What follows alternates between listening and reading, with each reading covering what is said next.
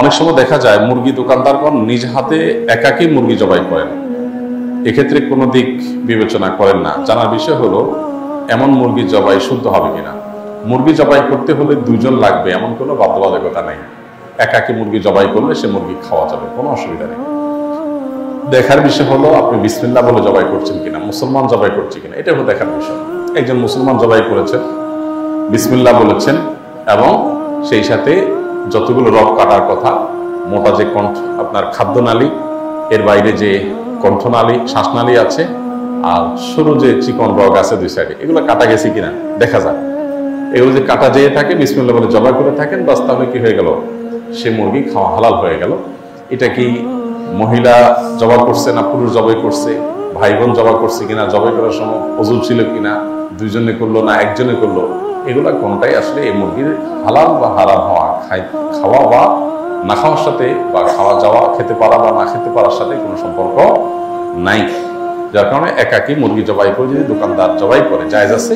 বিসমিল্লাহ বললো কিনা, রগগুলো ভালো করে কাটলো কিনা, এটা ইম্পর্টেন্ট। আপনি কোনো রকম একটা পোস্ট দিয়ে দিলে ভালো করে সবগুলো রগ কাটলো না, তাহলে জায়েজ হবে না। এখানে কণ্ঠনালী যেটা আছে, যেটা দিয়ে খাদ্যনালী যেটা খাদ্য যায় সবচেয়ে মোটা, সেটা কাটা গেল কিনা, তার পাশে শ্বাসনালী আছে এটা কাটা গেল কিনা, চিকন চিকন দুই পাশে দুইটা রগ আছে কাটা গেল কিনা, এটা আপনি ভালো করে দেখবেন। বাস বিসমিল্লাহ বললো কিনা, তাহলে ইনশাআল্লাহ সে মুরগি খাওয়া জায়েজ হবে। নাভির নিচের লোম কাটার ক্ষেত্রে সীমানা কতটুকু? নাভির নিচের যে পশমগুলো আছে এগুলো পরিচ্ছন্ন করতে হবে। নাভির নিচ থেকে নিয়ে একেবারে আশেপাশের পুরো এলাকা, পুরো অঞ্চল, সবগুলো জায়গাতে থাকা লোমগুলোই পরিষ্কার করতে হবে। দু একটা থেকে গেলে ভিন্ন কথা, সেটা ইচ্ছার বাইরে বা মানুষের সাধ্যের বাইরে, কিন্তু চেষ্টা করতে হবে যে সবগুলো একেবারে পুরো জায়গাতে যা আছে উপর থেকে একেবারে নিচ পর্যন্ত সম্পূর্ণ পশমগুলো যেগুলো নিয়মিত উঠে বড় হয়, এগুলো সবগুলোই চেঁচে ফেলতে হবে।